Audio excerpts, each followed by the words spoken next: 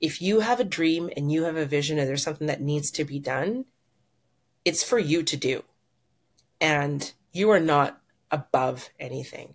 And so have that humility in check. If you truly are committed to the vision of your business, to being a soulful CEO, nothing is beneath you. So just know that, accept that. And if you can't, that's a question you need to ask yourself, right? Like, why is something beneath me? What gives me that?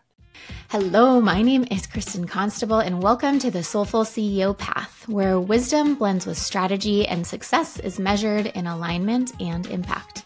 This podcast is all about guiding soul-centered bosses like you through the integration of soul and strategy in business. And in each episode, we explore the journey of creating a deeply fulfilling business that honors your values, nurtures your spirit, and serves the world. And today's episode is a must for any entrepreneur who's ever had the thought, can I do this? And our guest today, Rosy Atwal, is the founder of Maple Organics, a plant-based wellness company that's committed to creating a natural alternative for every need.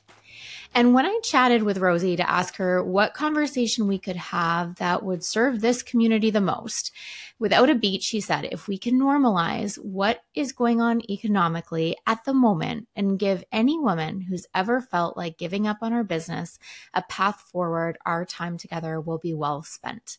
So with that, that's what our conversation is going to be about today. And Rosy, welcome to the Soulful CEO Path. I'm really looking forward to this conversation and for you to share your wisdom on your entrepreneurial journey and what you've learned with us. So welcome. And I'd love if you could just take a few moments to share a little bit about your story and about Maple Organics and the journey that you've been on to build the company and to get to where you are today. Thank you, Kristin. That was a really nice introduction. And I'm so grateful to be able to speak with your audience because at some point in my life, I have been each and every one of them. So this means the world to me. You know, Maple Organics was born in kind of a painful moment. Like it was 3 a.m. and my son was really struggling to breathe. You know, he was 3 or 4 months old and I had been breastfeeding him and working really hard to keep everything that went into him clean. And when he couldn't breathe and I didn't have any options for cough suppression other than a petroleum-based vapor rub, I really thought to myself, like, oh my, like, I'm working so hard and I'm doing everything I can and this is the only alternative. And it changed everything for me. I phoned Health Canada the next morning. I started to develop products and then I noticed, a little while later that my father was using products that had so many toxins in them. And so Maple Organics was born of a place of trying to identify natural remedies for consumers who want the medical efficacy that they expect when they go to a drugstore, but they want to lean towards a natural alternative. Okay. And that's essentially what Maple Organics is. And so many moms and so many just people have at some point thought to myself, is this good for me? Is there a better way? Is there a natural way? I want it to be effective, but I know natural would be gentler. Mm-hmm. And so that is effectively what we do at Maple Organics. And today we are available at drugstores and grocers across Canada, including Loblaws, Metro, Sobeys. We're available all over the state of California, Mother's Market, Lazy Acres, Bristol Farms, Jimbo's, and we're currently in discussions with national retailers in the United States as well. And so that gives me such great joy because that means that at some point, whoever that mom is at 3 a.m. who's looking for an alternative, if she Googles and tries to find a natural organic alternative for any kind of remedy her family needs, we're there. And that means the world to me. And so what, really fuels me is the emails I'll get like, hey, this, joint therapy really helped my mom or, whatever it is. This eczema really helped my teenage daughter who doesn't want to, wear a bathing suit because she's got a patch of eczema or whatever. Yeah. These things really matter to me. So it's been a very fulfilling experience to build this business. Oh, I love it. I love the story. And one of the ways that I define Soulful CEO is business owners who are using business as a vehicle to create a more beautiful world. And your story around Maple Organics and the mission and what you're out for, it's like such a great example of that and coming from your lived experience. And so congratulations, first of all, on all of the successes and the impact that you're having on people's lives. And as beautiful as that all is, today, I think we want to take our conversation to what it's actually taken behind the scenes to get you to where you and Maple Organics is today. And I'm sure you have a bigger vision for even where you want to go from here. But, we're living in really interesting times. So what from a, small business owner perspective, and your business is, bigger than maybe some of the people in this audience, but what are you seeing and noticing about, the current landscape for small business owners today and some of the challenges that people might be facing that not a lot of people are talking about on the, shiny highlight reel of social media? Yeah. Oh, those shiny highlight reels. It's one of the hardest things. And one of the things that really makes me sad is that when the economy tightens up, when interest rates go up and families are faced to make choices, the sad thing is that one of the areas in which they first make a choice is to cut things like produce. I think we all know, berries are great for you. Strawberries and blueberries and blackberries are great for you. But those prices, boy, can they fluctuate. Yeah. And sometimes those are the kind of choices families are making. And, that's a real kind of visceral example of the type of choices families are having to make right now. And as a result, if you're in a mission-based business, it is likely that the product that you sell, the service that you offer, might be something that's considered more of a want than a need. Right? And that, I call them vitamins versus painkillers. Yeah, absolutely. Yeah. Right. Yeah. You kind of move away from prevention to management of the outlay of not having prevented. Yeah. And that's the outcome of not having prevented. And I think that's the hardest thing. And so we are seeing that wherever you are in North America, you're seeing, families having to make those choices. And so that tightening of the spend does impact your business and the way things are moving, and consumers are going to trade down to the factory made chemical laden food or drug or whatever option because they need a solution and they need to eat, but they can't make the best choices. So those are really, really hard things. And we're seeing that with millennial families. I think the oldest millennial this year is 43. Right. And then Gen Z has a little bit more money, but not really. And so that tightening has been tough. We also know Wayflyer recently released a Q1 report that stated that last year, $5 billion were given to consumer packaged goods companies for the purposes of raising money and growth. And the year that just finished here, we only saw 197 million given. Oh, that's a huge difference. So it's a 97% decrease in funding available to consumer packaged goods companies. And so that means that companies are having a hard time growing. They're having a hard time getting their message out. They're not putting the money into marketing. They're not scaling as fast. And those who did scale are now having a hard time managing the growth capital that's required to stay there. And so these are some of the things that we're seeing. We're seeing a tightening of consumer demand, and then we're seeing a tightening of the amount of capital that's available for you to grow your business. And so it's a really tough time economically for a small business owner, particularly one who's, under $1 million in sales, kind of, this is my full-time job, but I have to make ends meet. Yeah. This is the real crunch time for that entrepreneur. Yeah. So from what you're seeing, if people who are listening are experiencing that in their own way, whether they're a service-based business or a CPG business or whatever it is that there's this trend in North America right now where a few different things are at play that might be having a ripple effect on your business, where things are feeling slower, consumers aren't buying the way that they used to, their buying behaviors might be changing in terms of price point that they're willing to invest or spend at. So what have you been doing as a brand and as a business owner to navigate some of that, given that it sounds like you're kind of in that mission-based, maybe more of a, not vitamin, but it's that a bit of a nice to have on some of your products compared to the cheap petroleum alternatives. What have you been doing to navigate that? Yeah, I think like any founder that's out there right now, what we're seeing is there's a big shift from, scaling to the highest amount of revenue possible quickly to really focusing on profitability. Yeah. And that's a real shift in perspective. And so, kind of the new adage is grow slow, grow strong, but grow slow. Mm-hmm. And that's a big part of what we've been doing as well, is just really, again, focusing on that profitability, focusing back on basics. Basics are things like, things that you did in your really early days, before you did your first $100,000 in sales, before you did your first $20,000 in sales, things like going back and building your email list and, putting more effort into things like direct marketing, really ensuring that you're measuring every penny spent and every understanding of how you're acquiring that consumer and how you're retaining them and what they're worth in their lifetime value to your business. Whether you're a service or a product, those things don't change. Those are the basics of, marketing and retention. So I think that's a big part, is grow slow, focus on the basics. This is a really good time to also watch your overhead, like really edit. And I think somewhere someone said to me, the job of a CEO is actually not to grow your business. It's not to go out and get sales. The job of a CEO is not to develop product. It's not to do marketing. The job of a CEO is to edit a business.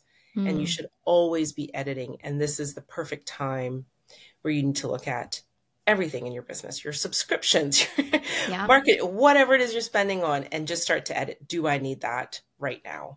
Yeah.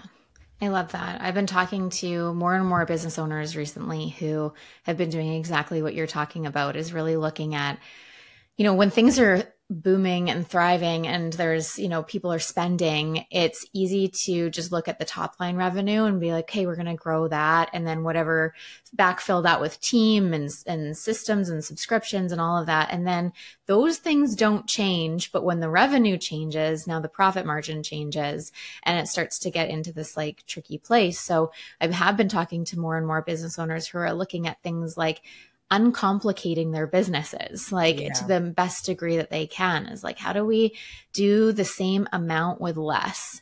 And do you have any like examples of that from how you've been looking at things in your business around how to kind of like do more with less?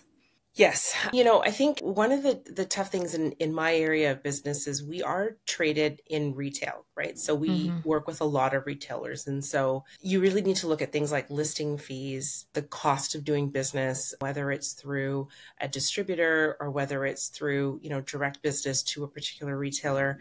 It's very easy to look at a price and say, well, this is our price, this is what we sell for, and therefore this is our margin. But realistically, you need to look at it 6 months later and say, okay, based on all of the administration costs and everything that it took, what did that business really bring me back?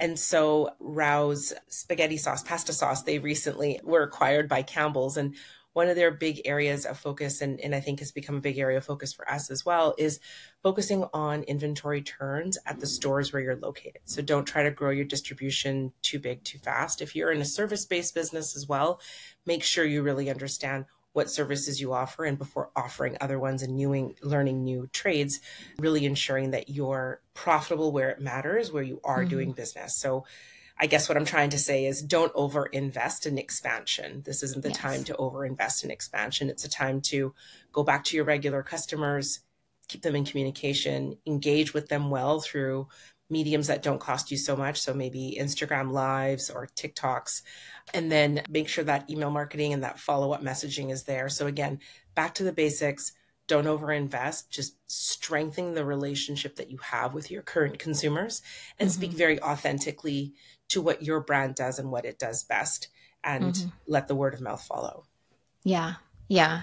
I like that. And so whether it's different products in terms of SKUs, or if you're a service-based business, different offerings, the more you're doing, the more complicated things will get, the more pieces you have to manage, so it can seem exciting and fun to go after that new thing and be like, oh, I'm going to start a membership, or I'm going to do a retreat, or I'm going to do like all of these things that, they can be fun and energizing. But what I hear you saying is like, get really clear on what you do best, focus in on that, and really strengthen that foundation. Absolutely. Yeah. Love that. So if you were to give some advice to small business owners around what they can do to make their business more resilient for whether it's the economy or different things that might happen for a sustainable business that has longevity. What are some of the things that you've learned that creates that resiliency within the business itself? This is such an important question because resilience, I believe, is the one virtue that will make you a success.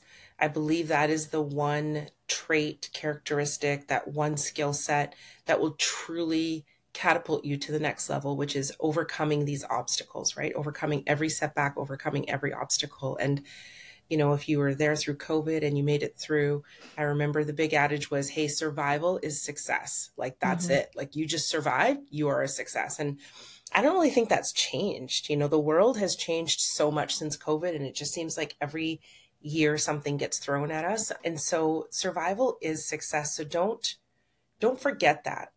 I know some founders who will say, I'll reach out and say, hey, like, I think it's your 3rd anniversary. We met at this trade show and it was 3 years ago. Like, it's been, and they'll say things like, oh, like, don't remind me, like, I'm only this far. Like, I've been doing it for 3 years and this is all I've achieved. And I don't feel like celebrating. And it's like, no, you have to celebrate. The fact that you've been in business for 3 years is a cause for celebration. And so those are milestones that matter. And obviously, we have to have goals in our head. That's what motivates us to move forward. And that's critical to being a successful CEO. But those milestones of, being in business, these milestones of getting that product launched, that milestone of like finishing that marketing project, or the milestone of closing that sale, these have to be celebrated. So resilience is built when you really are able to look back and say, but look at everything that I achieved, this past year. Maybe it was hard for this reason or that reason, but these are the things that I've achieved. And so I think that's core to developing that resilience. Another thing is, don't beat yourself up if you make a mistake. I think sometimes we, as founders and as CEOs, we take these errors or mistakes or whatever they were, and then we kind of just spiral on them negatively. And they, a bit of a hamper in us making other decisions confidently in the future. And that affects your resilience as well. So if you made a mistake, learn from it, shut the door, put it in a box, kick it down the stairs, do whatever you got to do. And, and keep moving forward, because looking back at mistakes doesn't serve you in any way other than just recognizing the lesson that's been learned. So I think that is really, really critical in building that resilience. It's so important. I remember someone sharing that around, it was like a metaphor around, if you're climbing like a big mountain and you're looking at still what you have to do, like the remaining, it can seem overwhelming, daunting, like, can I do it? But if you turn around and look at all that you have done, it's a totally different perspective. Nothing's changed about the journey. It's just it's literally turning 180 degrees and seeing a different perspective. So that's kind of what I hear you sharing. And one of the things that I talk about often is doing these rituals in our businesses, these rhythms and rituals. And so whether it's like on a monthly basis, a quarterly basis, annual basis, whatever that looks like, is really integrating those in and looking for, even if it seems like, oh, that was a crappy month, or that didn't feel like anything went my way, but looking for those opportunities to kind of pull out, well, what did I learn from it? Or did I make any new connections? Or was I able to share something, in a way that I hadn't shared before? And kind of focusing on that, because mindset is, entrepreneurship, in my opinion, is such a mindset game. It's like, yes, there's the business, the CEO skills, the refinement, those running the business, but it's also the management of self. And so what have you done? Because I think from what I could see, Maple Organics has been around for just over 3 years, since 2021? Yeah, it's been around for a while. I think we incorporated in 2019. Okay. So about somewhere around 5 years. Yeah. So in the 5 years of being an entrepreneur and running this business, are you open to sharing like a moment or an experience that has really sticks with you around resilience? And it could have gone like two ways, like either the business not being here, or now where you're at the place where you're in stores across North America and you're having these like everyday impacts on people's lives. Does something come to mind for you around a moment where because you leaned into resiliency and having that mindset that you're going to make it work, you are where you are today. It's so hard. Yes, I have an example. But what's picking really the one is probably the hard part. It's like, there's so many. Exactly. Yeah. One of the things that I think is really the hardest is you have to be stubbornly passionate, right? Mm-hmm. And there's a certain level of, I don't know if anyone's read Chip Wilson's book, Stretchy Black Pants, but he even talks about, to some point you have to be kind of stupid, right? Yes. You actually have to put reason aside. And so one of my big moments was when I started this business, I actually had a partner, and that partner decided that they didn't want to be in the business anymore. Mm-hmm. And I think that the hardest thing for me was saying, okay, this person is so much smarter than me and has made the decision to leave. Mm-hmm. I mean, their academic accolades speak in volumes of their achievements, and their brilliant mind has decided this is not a good business venture. And is saying, I'm not going to do this anymore. Who are you, Rosie, to even double guess that? I mean, if they're making that decision, that is the right decision, and you need to walk as well. Right. This is not an intelligent decision to keep going. And I think that's where the soulful, mindful CEO, vision-based business part comes from, is if you're truly committed, which I think most of your listeners are, to the benefit that you provide to the world and the people that you touch through what you're doing, and the care and commitment that you have to whatever your vision is, then your payback, your remuneration, your compensation in a lot of ways is meaningfulness, mm-hmm. right? Having a sense of purpose. It is that meaningfulness. Now, I've worked in huge multinational consumer packaged goods companies, and I've sold all sorts of different categories of products. And, there were many categories of products where I remember thinking to myself, am I really benefiting people? Mm-hmm. Is what I do every day better for society as a whole? Is it better for people as a whole? And that really became something important to me once I became a mother. Just looking at what is the legacy I'm leaving? What is it that I really contribute? And I think it's that understanding of yourself and the meaningfulness you want in your life and the purpose that you have of your life that you have to rely on a little bit heavier to be resilient in the business space, when, yes, you could make more money doing a million other things, but is that what you want to be doing with your life? Is that what makes you happy? Is that what's going to give you not only your meaningfulness, but, whatever else drives you? If it's an achievement, if it's building a brand, or if it's, having a storefront, whatever it is, these things matter. And enjoying your life and really having a great feeling of success at the end of a day because of what you do matters to you. Yeah. That has to feed back into your resilience, and that has to feed back into your story of how you keep going. And I think that's a big one for me, because I still look at that and go, what was I, where could I have been? But just, this is where I should be. Yeah. I mean, I think we all play that mind game sometimes around, well, I know I can speak for myself. I know I do.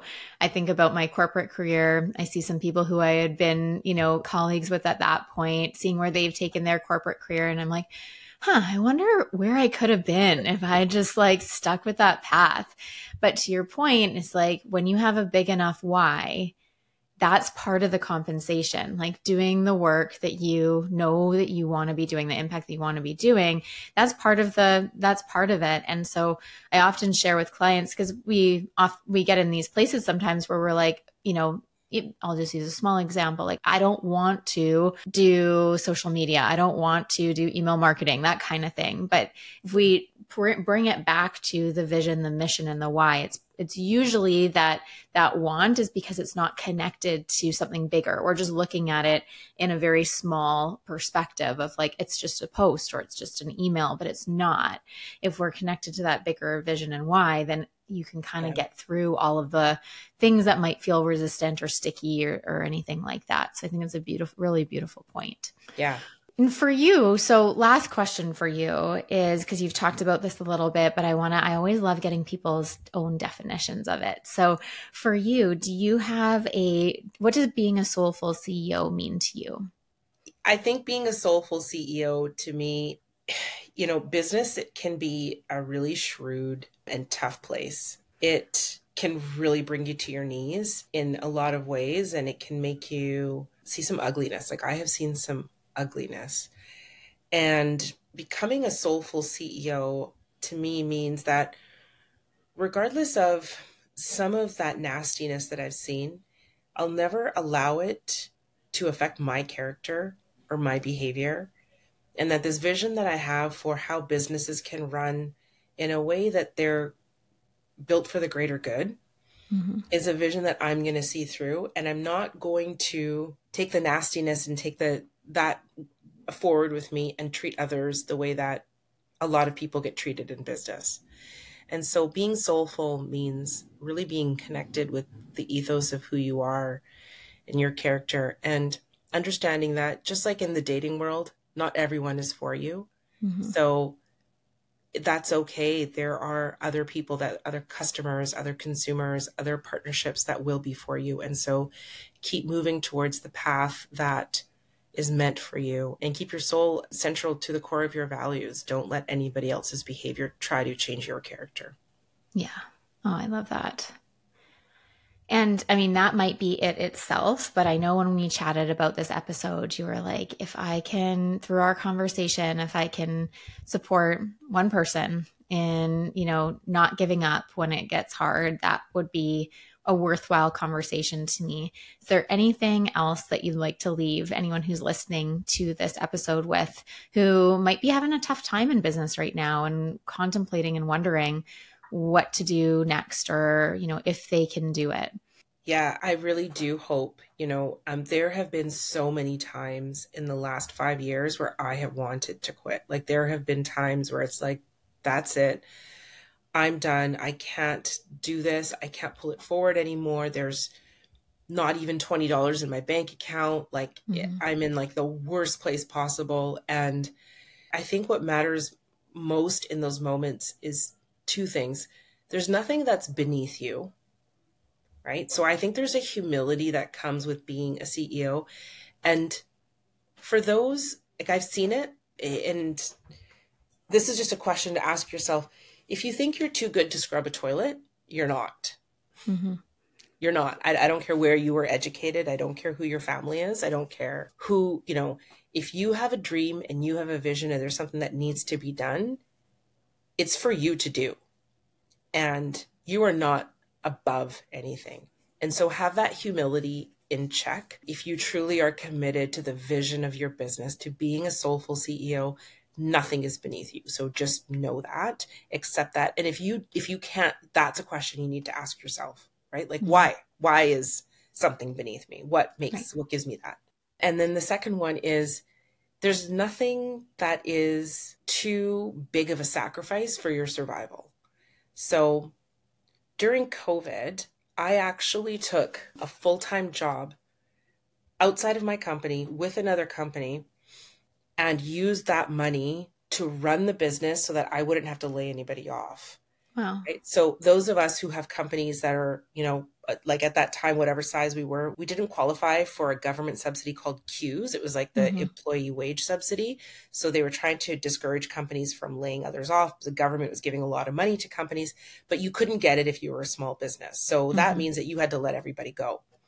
Well, I didn't want to do that to my people. Like, what would they do? And so I went and got a full-time job, and I was working from like 5 a.m. because it was an East Coast job. I was working like from 5 a.m. until 2 p.m.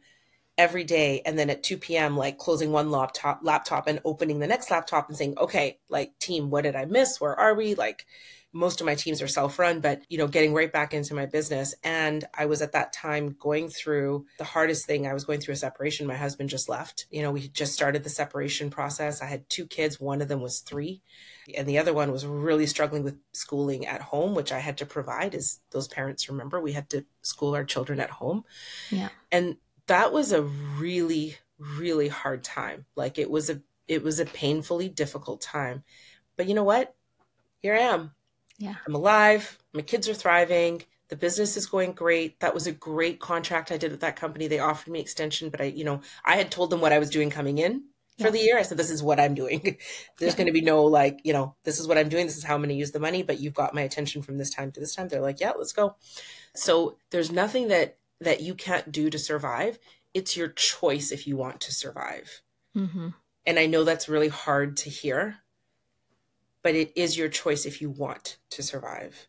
Mm-hmm. So there's nothing that you can't do if that's what you want to achieve. I hope that didn't sound too hard. No, I think it's awesome. I think it's really empowering, because I think what you're giving people a pathway to is, if you are committed to not giving up on what it is that you want to do, if you're committed to your vision, you can find a way. And it might not be the path that you thought it was going to be, and it might not be ideal, but as long as you don't give up on the thing, and you let go of the timeline that you think it should happen in, or you want it to happen in, there's always a way. Like, what an inspiring story. And thanks for sharing all of those personal details, because yeah, if you can get through that, all of those things coalescing together, you can get through anything moving forward. So thanks for sharing that, and for sharing those takeaways for people. And if people want to find out more about you or Maple Organics, where is the best place for them to connect with you? Yeah, jump on the internet and grab us at mapleorganics.com. Okay. We are all about replacing the chemicals in all of your remedies and in anything that you use to manage pain, whether it's period pain, muscle pain, joint pain, any ailments like eczema, cold, flu. We have a Health Canada and FDA approved remedy for that ailment, and every family needs these products. So feel free to use the code MAPLE15 with a capital M for 15% off. And I'd love to help you change your family's healthcare needs and treat yourself more naturally, the way that my mom did growing up for me and my family, me and my sisters and brothers. Yeah. Oh, thanks so much. You're so welcome. We'll link all of that in the show notes with the generous gift discount code as well. Thank you for sharing that. And for all of you that were listening today, I hope you really enjoyed this episode, and I hope you got something out of this. And hopefully Rosie was able to normalize the not so glamorous moments, sometimes glamorous moments of being an entrepreneur, and left you with things to think about and pathways to consider if you're questioning. And when you do, inevitably question if it's even worth it. So as always, if you found this show helpful, please hit that follow or subscribe button. And if you're feeling extra inspired today, you can always leave us a review. It really does help more people find this show and for more people to join in on these conversations. So if there's any questions about anything we've talked about, or if you have a guest recommendation, you can just send me a DM on Instagram at Kristin Constable, and I'll be sharing all of Rosie's and Maple Organics information in the show notes. So thanks again for joining us, and I'll see you in the next episode.